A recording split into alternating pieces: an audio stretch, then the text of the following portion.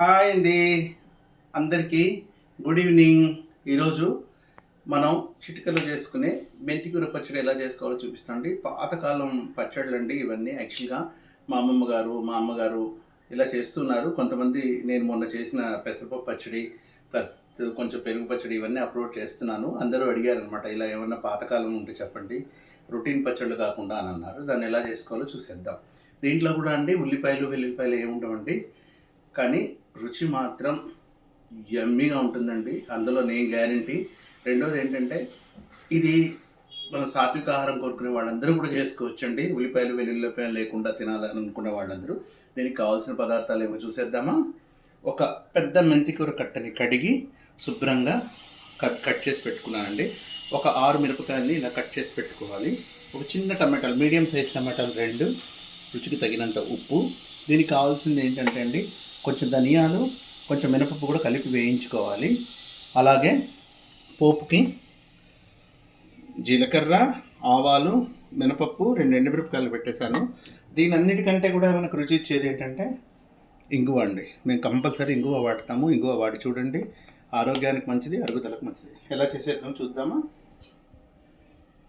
First stove వెలిగించుకొని కళాయిలో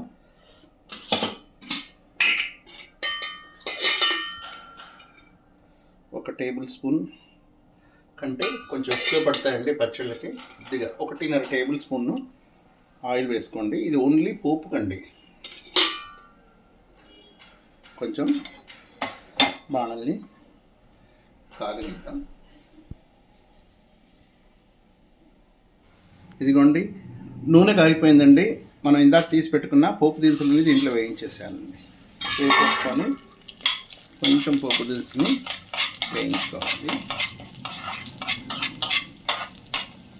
పోపు దినుసు వేగాక దాంట్లో రుచికి అరుగుదలకి ముఖ్యమైన ఇంగువ.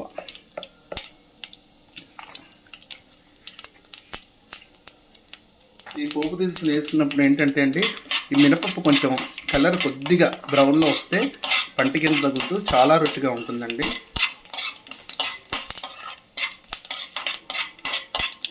ఇదిగోండి, లవంగానే మనమైతే ఏది తీసుకున్నామో దాంట్లోనే తగ్గించేసి దీనికి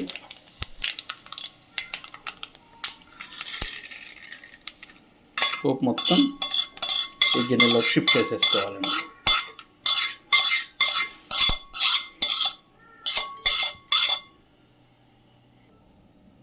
మళ్ళీ అదే బాణల్లో మళ్ళీ 2 టేబుల్ స్పూన్ల నూనె వేసుకున్నానండి. దీనికి కొంచెం నూనె ఎక్కువ పడుతుంది పచ్చళ్ళకి, చెప్పాను కదండి.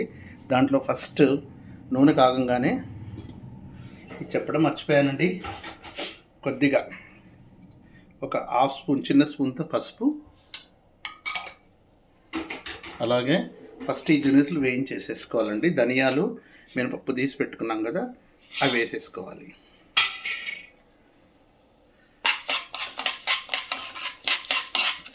మీడియం ఫ్లేమ్లో వేయించుకుంటే చాలా బాగా వస్తుందండి.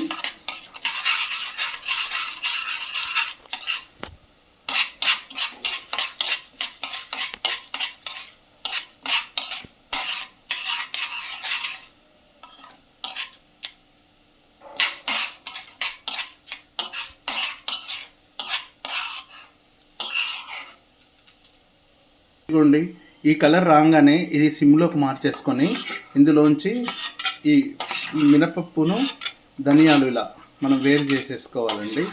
వేరు చేసుకొని అదే నూనె మళ్ళీ మనకి పచ్చిమిరపకాయలు వేయించుకోవడానికి పనికొస్తుంది. ఇప్పుడు ఆ నూనెలోకే మనం సన్నగా తరిగి పెట్టుకున్న పచ్చిమిరపకాయలు,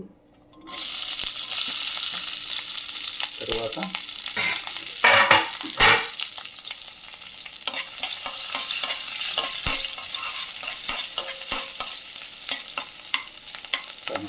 ఇది కొద్దిగా వేగంగానే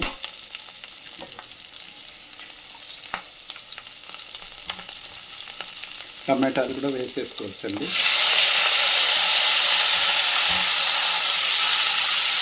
దాంట్లోకి ఉప్పు కూడా వేసేసుకోవచ్చండి. అన్నీ కలిసి ఉడుకుతాయి, ఏం కాదు. ఉప్పు కూడా కరిగిపోతుంది. మనం గ్రైండ్ చేసినప్పుడు సపరేట్గా అయినా వేసుకోవచ్చు, ఇలా వేసుకుంటే ఇంకా రుచి.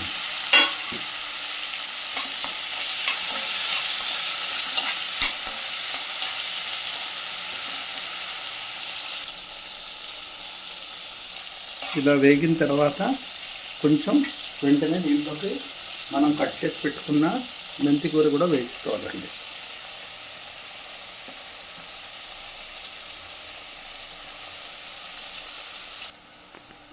చూసారు కదండి, మెంతి కూర చూడండి మనం ఎంత తీసుకున్నామో ఎంత తక్కువ అయిపోతుందో. ఇంకా వాడే కొద్దీ ఇది కొంచెం వేయించే కొద్దీ తక్కువ అయిపోతుందండి మెంతి కూర కూడా బాగా.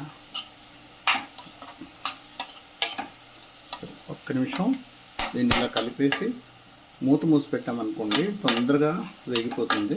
దాని తర్వాత ఏం చూద్దాము, ఇది వేగిన తర్వాత గ్రైండ్ చేసేసుకొని ఈ పోపు దినుసులో కలిపేసుకోవడం అండి. ఒక్క నిమిషం మనం మూత పెట్టి చూద్దామండి వేగిందా అని. వేగిపోయిందండి. ఇంకొక విషయం చెప్పడం మర్చిపోయండి, ఒక చిన్న చిట్కా అనమాట.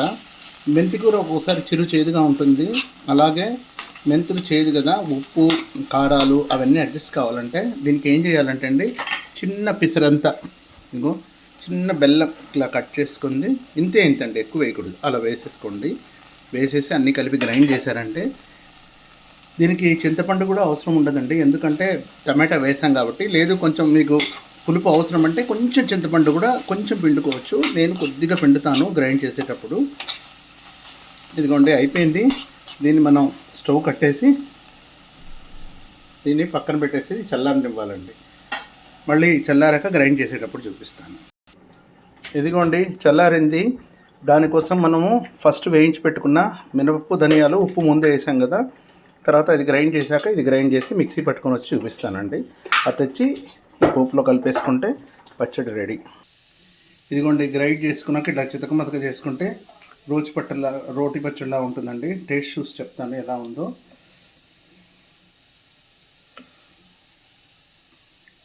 చాలా అద్భుతంగా ఉందండి. ఉప్పు పులుపు అన్నీ కరెక్ట్గా పడ్డాయి. మీరందరూ కూడా చేసుకొని తిని ఈ పాతకాలం వంట ఎలా ఉందో చెప్పండి. థ్యాంక్ యూ అండి. నమస్తే.